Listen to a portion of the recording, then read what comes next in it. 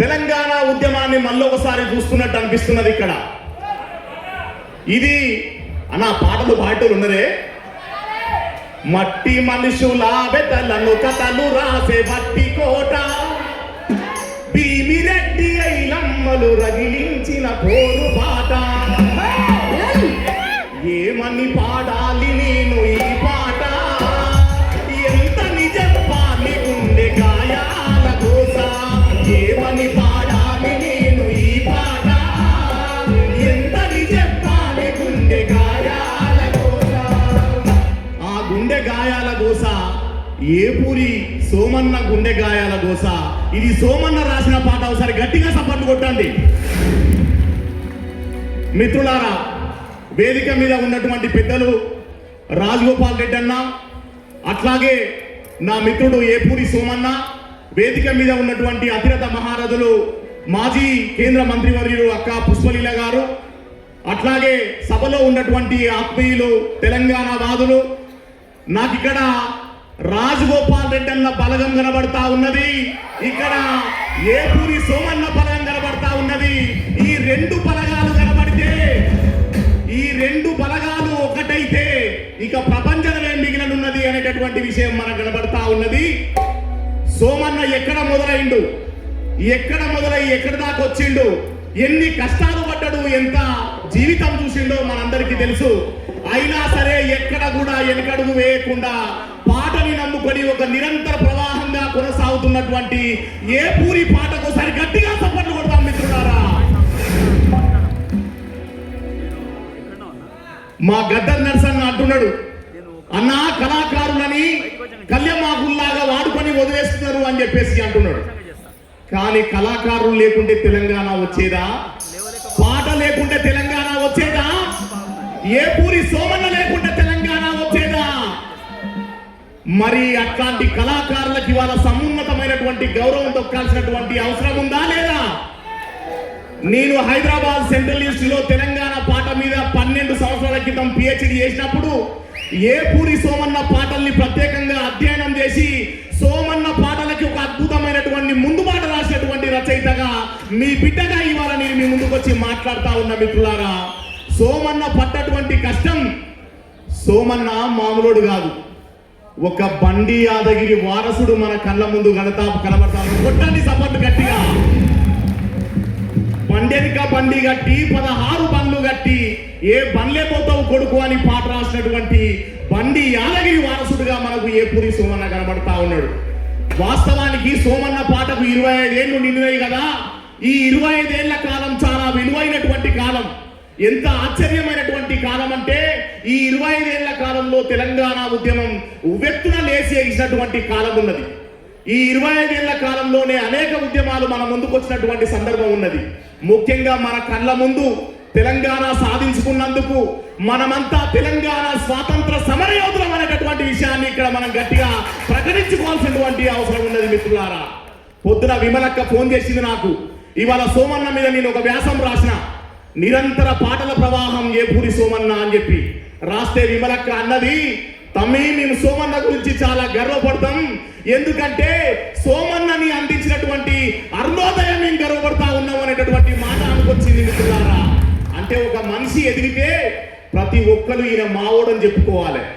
కాబట్టి వాళ్ళ తెలంగాణ మట్టి మనుషులందరూ కూడా ఏపూరి సోమన్న మావోడంటా ఉన్నాడు.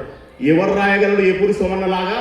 ఎవని పాలైంది రో తెలంగాణ, ఎవడేలుతున్నాడు రో తెలంగాణ, ఎవని పాలైంది రో తెలంగాణ,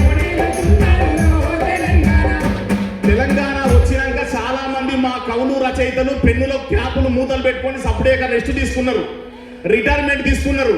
కానీ సోమన్న రిటైర్మెంట్ తీసుకోలేదు. ఎందుకంటే తెలంగాణ వచ్చింది కానీ దాని పునర్నిర్మాణం ఇంకా కాలేదు అని చెప్పేసి దొరల మీద తిరగబడ్డటువంటి పదునైనటువంటి బిడ్డ మా ఏపూరి సోమన్న. కొట్టండి గట్టిగా సపట్లు. మా వాడకు మళ్ళొచ్చిపోతారా దొరగారు మీరు, ఓ కేసీఆర్ సారు మా కొత్త సీఎం గారు, మా వాడకు మళ్ళొచ్చిపోతారా దొరగారు మీరు.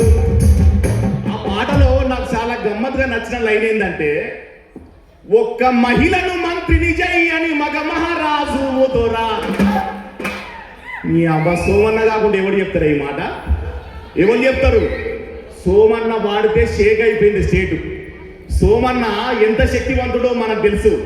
సోమన్న పాట పాడితే మనకు అందరికి ఎవరు గుర్తొస్తాడు? గద్దరన్న గుర్తొస్తాడు. గుర్తుపెట్టుకోండి, గద్దరన్న గుర్తొస్తాడు. గద్దరన్న ఎట్లయితే పాడగలడో, ఎట్లయితే లక్షలాది మందిని కదిలించగలడో మనకు గద్దరన్న గొంతు. ఏపూరి సోమన్న గొంతులో మనకు గద్దరన్న కనబడతాడు. అందుకే సోమన్న అన్నాడు, గద్దరన్న చచ్చిపోయినప్పుడు ఆ గొంగడి, ఆ గోసి, ఆ గద్దరన్న కర్ర మీరు ఎవరికి ఇయ్యకండి, నేను దాన్ని మోసుకొని పోతా అనేటటువంటి మాట ఏపూరి సోమన్న అనుకొని వచ్చిండు. అగో అక్కడ ఏపూరి సోమన్న యొక్క త్యాగం ఉన్నది, అక్కడ ఏపూరి సోమన్న యొక్క ఆశయం ఉన్నది, అక్కడ ఏపూరి సోమన్న యొక్క లక్ష్యం ఉన్నది. అంటే కళాకారులు కేవలం రాజకీయ పార్టీలకి జనాన్ని కూడగట్టి ఎంటర్టైన్ చేసేటోళ్ళే కాదు. సోమన్న పాట ఎంటర్టైన్మెంట్ కాదు, ఇట్స్ ఏ ఎడ్యుకేషన్ అనేటటువంటి విషయాన్ని మనం గుర్తుపెట్టుకోవాలి. సోమన్న లక్షలాది మందిని కదిలించగలడు. రైతు కూలి సంఘం మహాసభలు జరిగితే గద్దరన్న ఎట్లయితే 15 లక్షల మంది ప్రజానికాన్ని ఒక్కసారి కదిలించిండో అట్లా ఏపూరి సోమన్న కూడా లక్షలాది మందిని కదిలించగలడు. అది మనం గుర్తుపెట్టుకోవాలి. గట్టిగా సపోర్ట్ కొట్టాలి మిత్రులారా.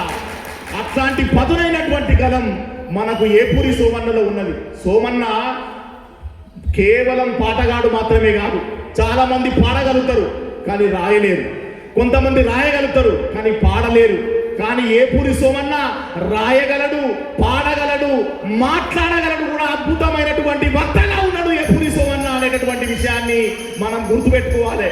కాబట్టి ఈ 25 ఏళ్ల పాటు తెలంగాణ నేల మీద వచ్చినటువంటి అనేక ఉద్యమాలకి ఏపూరి సోమన్న ఒక కాపు కాసినటువంటి కన్నుగా నిలబడి ఉన్నాడు. ప్రజల గొంతుకై ప్రతిధ్వనించిండు. ప్రజలకు ఏ సమస్య వచ్చినా దాని మీద మాట్లాడేటటువంటి ప్రయత్నం చేసిండు. చాలా అద్భుతమైనటువంటి పాటలు వాయిండు. జ్ఞాన చైతన్య యాత్ర తీస్తే వందలాది ఊర్లను కలిసిండు. అనేక మంది ప్రజల్ని కలిసి అక్షరం యొక్క విలువను చెప్పిండు. చెప్పులు గుట్టిన చేతులతోనే చరిత్రను తిరగరాయాలా అనేటటువంటి మాట అనుకొచ్చిండు మిత్రులారా. బాబాసాహెబ్ అంబేద్కర్ యొక్క ఆలోచన విధానాన్ని ముందుకు తీసుకుపోయేటటువంటి పని చేసిండు. సోమన్నకి చాలా ఐడియాలజికల్ స్పష్టత ఉన్నది. ఆయన ఏమన్నాడు అంటే, ఇక్కడ ఈ దేశంలో ఉన్నటువంటి మూలవాసుల యొక్క గొంతుకను వినిపించేటటువంటి పని చేసిండు. కాబట్టి సోమన్న ఇవాళ మన ముందు ఇట్లా నిలబడగలిగిండు. సోమన్న ఈ 25 ఏళ్ల తర్వాత మరొక 25 ఏళ్ళు కూడా నువ్వు నిలబడాలని చెప్పి కోరుకుంటా ఉన్నా. చట్ట సభలకి సోమన్న వెళ్ళాల్సిందే. గట్టిగా సభలతోటి మనం మద్దతు తెలియజేద్దాం. Thank you very much. Thank you అన్నారు. Thank you Somanna. Thank you అన్న. జై భీమ్. మీ అందరికీ మరొకసారి జై భీమ్.